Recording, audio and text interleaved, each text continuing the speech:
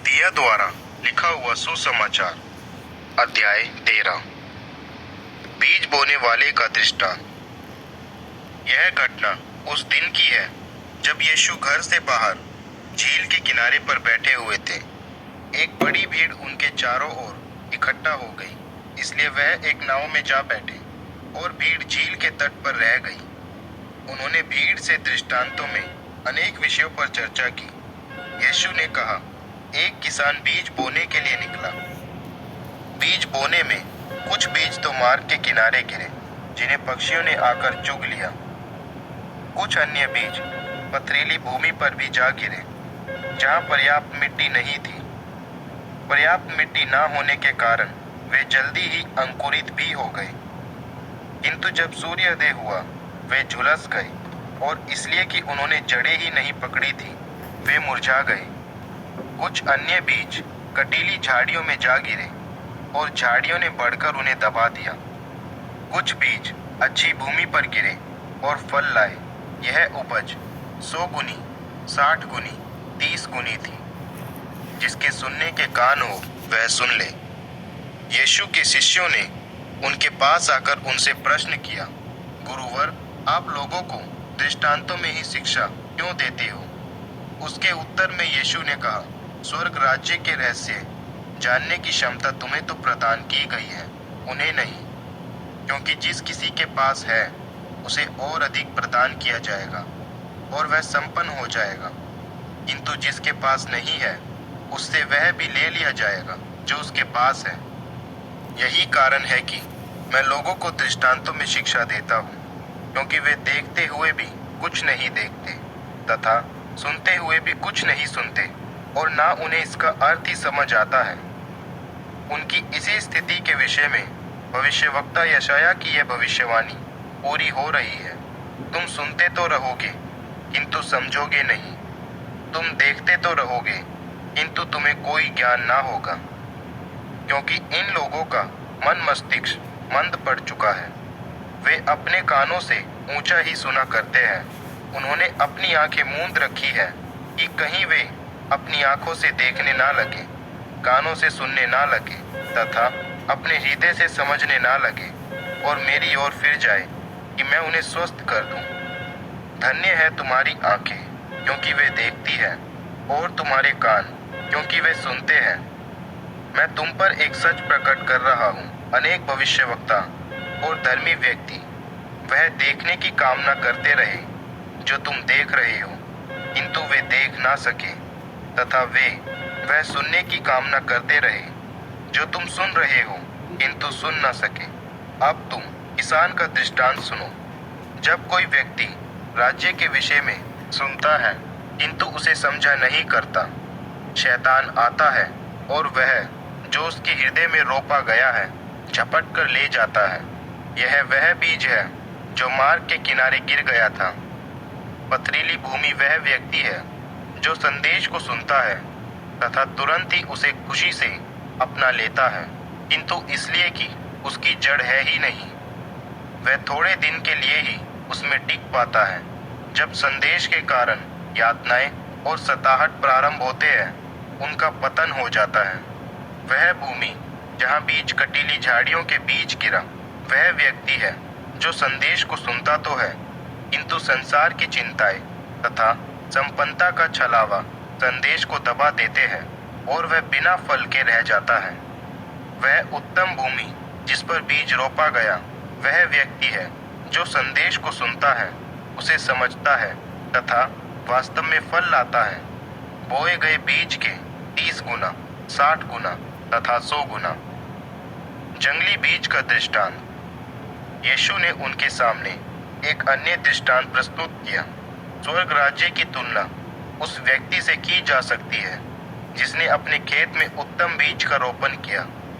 जब उसके सेवक सो रहे थे, उसका शत्रु आया और गेहूं के बीज के मध्य जंगली बीज रोंप कर चला गया।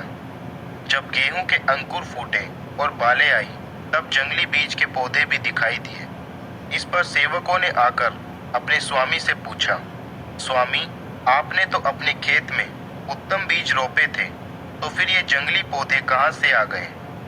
स्वामी ने उत्तर दिया, यह काम शत्रु का है। तब सेवकों ने उससे पूछा, क्या आप चाहते हैं कि हम इन्हें उखाड़ फेंकें? उस व्यक्ति ने उत्तर दिया, नहीं, ऐसा ना हो कि जंगली पौधे उखाड़ते हुए तुम गेहूं भी उखाड़ डालो। गेहूं तथा जंगली पौधों को कटनी तक साथ साथ बढ़ने दो। उस समय मैं मजदूरों को आज्ञा दूंगा, जंगली पौधे इकट्ठे कर उनकी पूलियां बांध दो कि उन्हें जला दिया जाए, किंतु गेहूं मेरे खलियान में इकट्ठा कर दो। राई के बीज का दृष्टांत। यीशु ने उनके सामने एक अन्य दृष्टांत प्रस्तुत किया। स्वर्ग राज्य एक राई के बीज के समान है, जिसे एक व्यक्ति ने अपने खेत में रोप दिया। यह अन्य सभी बीजों की तुलना में छोटा होता है, किंतु जब यह पूरा विकसित हुआ तब खेत के सभी पौधों से अधिक बड़ा हो गया और फिर वह बढ़कर एक पेड़ में बदल गया कि आकाश के पक्षी आकर उसकी डालियों में बसेरा करने लगे। यीशु ने उनके सामने एक और दृष्टांत प्रस्तुत किया। स्वर्ग राज्य खमीर के समान है, जिसे एक स्त्री ने लेकर 3 माप आटे में मिला दिया और होते होते सारा आटा खमीर बन गया, यद्यपि आटा बड़ी मात्रा में था। यीशु ने ये पूरी शिक्षाएं भीड़ को दृष्टांतों में दी। कोई भी शिक्षा ऐसी ना थी जो दृष्टांतों में ना दी गई, कि भविष्यवक्ता द्वारा की गई वह भविष्यवाणी पूरी हो जाए। मैं दृष्टांतों में वार्तालाप करूंगा, मैं वह सब कहूंगा जो सृष्टि के आरंभ से गुप्त है। जंगली बीज के दृष्टांत की व्याख्या। जब यीशु भीड़ को छोड़कर घर के भीतर चले गए, उनके शिष्यों ने उनके पास आकर उनसे विनती की, गुरुवर, हमें खेत के जंगली बीज का दृष्टांत समझा दीजिए। यीशु ने दृष्टांत की व्याख्या इस प्रकार की, अच्छे बीज बोने वाला मनुष्य का पुत्र है। खेत यह संसार है। अच्छा बीज राज्य की संतान है तथा जंगली बीज शैतान की। शत्रु जिसने उनको बोया है शैतान है। कटनी इस युग का अंत तथा काटने के लिए निर्धारित मजदूर स्वर्गदूत है। इसलिए ठीक जिस प्रकार जंगली पौधे कटने के बाद आग में भस्म कर दिए जाते हैं, युग के अंत में ऐसा ही होगा। मनुष्य का पुत्र अपने स्वर्गदूतों को भेजेगा और वे उसके राज्य में पतन के सभी कारणों तथा कुकर्मियों को इकट्ठा करेंगे और उन्हें आग कुंड में झोंक देंगे, जहां लगातार रोना तथा दांतों का पीसना होता रहेगा। तब धर्मी अपने पिता के राज्य में सूर्य के समान चमकेंगे। जिसके सुनने के कान हो वह सुन ले। छुपे हुए खजाने का दृष्टांत। स्वर्ग राज्य खेत में छिपाए गए उस खजाने के समान है, जिसे एक व्यक्ति ने पाया और दोबारा छिपा दिया। आनंद में उसने अपनी सारी संपत्ति बेचकर उस खेत को मोल ले लिया। स्वर्ग राज्य उस व्यापारी के समान है जो अच्छे मोतियों की खोज में था। एक कीमती मोती मिल जाने पर उसने अपनी सारी संपत्ति बेचकर उस मोती को मोल ले लिया। मछली के विशाल जाल का दृष्टांत। स्वर्ग राज्य समुद्र में डाले गए उस जाल के समान है, जिसमें सभी प्रजातियों की मछलियां आ जाती हैं।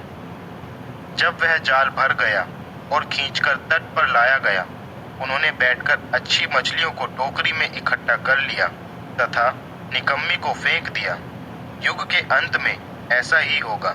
स्वर्गदूत आएंगे और दुष्टों को धर्मियों के मध्य से निकालकर अलग करेंगे तथा उन्हें आग के कुंड में झोंक देंगे, जहां रोना तथा दांतों का पीसना होता रहेगा।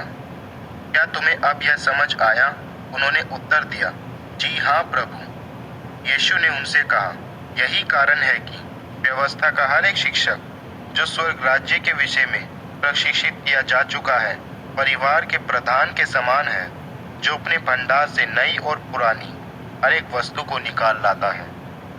नाजरेत वासियों द्वारा विश्वास करने में विरोध। दृष्टांतों में अपनी शिक्षा दे चुकने पर यीशु उस स्थान से चले गए। तब यीशु अपने गृह नगर में आए और वहां वह यहूदी सभागृहों में लोगों को शिक्षा देने लगे। इस पर वे चकित होकर आपस में कहने लगे, इस व्यक्ति को यह ज्ञान तथा इन अद्भुत कामों का सामर्थ्य कैसे प्राप्त हो गया? क्या यह उस बढ़ई का पुत्र नहीं? और क्या इसकी माता का नाम मरियम नहीं? और क्या याकूब, योसेफ, शिमयोन और यहूदा इसके भाई नहीं? और क्या इसकी बहनें हमारे बीच नहीं? तब इसे ये सब कैसे प्राप्त हो गया? वे यीशु के प्रति क्रोध से भर गए। इस पर यीशु ने उनसे कहा, अपने गृह नगर और परिवार के अलावा भविष्यवक्ता कहीं भी अपमानित नहीं होता। लोगों के अविश्वास के कारण यीशु ने उस नगर में अधिक अद्भुत काम नहीं किए।